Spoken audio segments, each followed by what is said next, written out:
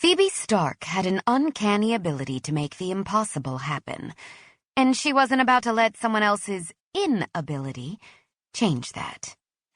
"Maddie Jones, please." Phebe smiled into the phone as she spoke.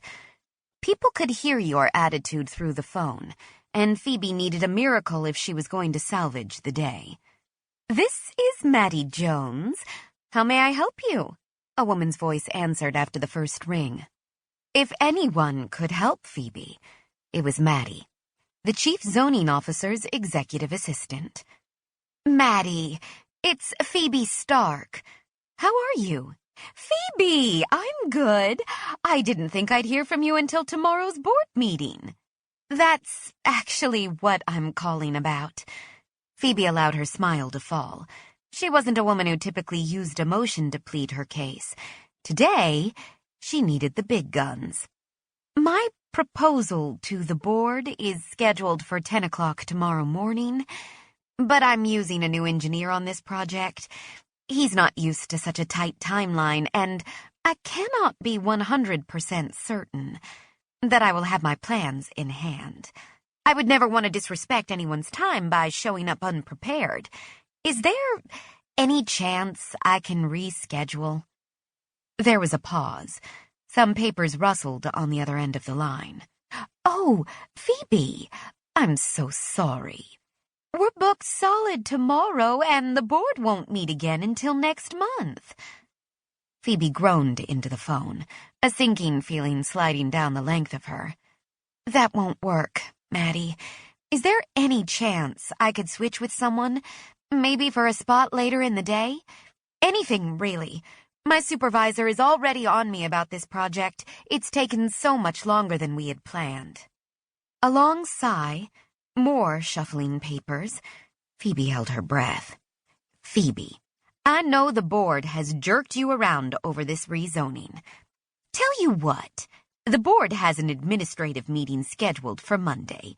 If you're here at 7:30, I can probably get you 10 minutes.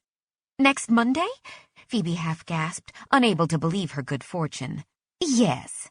Maddie, you are a lifesaver." She balled her fist excitedly, feeling hope swell in her chest for the first time all morning. "Is your son playing rec league baseball this summer?" "Of course. We're at the ballpark every afternoon." Maddie chuckled like proud mothers do. "I have Braves season tickets, and my work schedule is so crazy that I'm not going to make any of the upcoming games. I would love for you guys to use them, if you like." "My son wouldn't like it. He would love it. That would be wonderful." "Thank you." "No, thank you.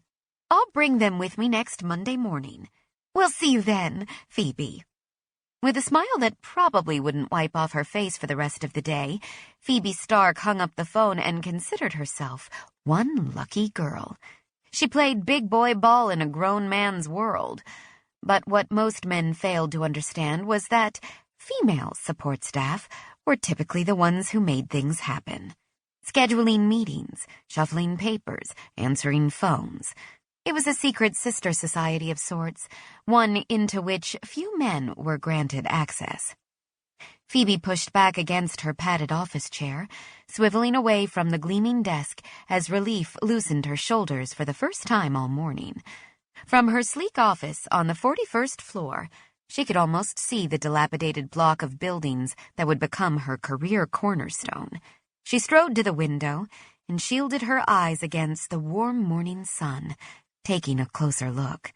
Getting residential property rezoned for commercial use was an impossible task, especially in downtown Atlanta, where urban revitalization was meeting some serious resistance lately, thanks to an antiquated sewage system that struggled to keep pace with growth.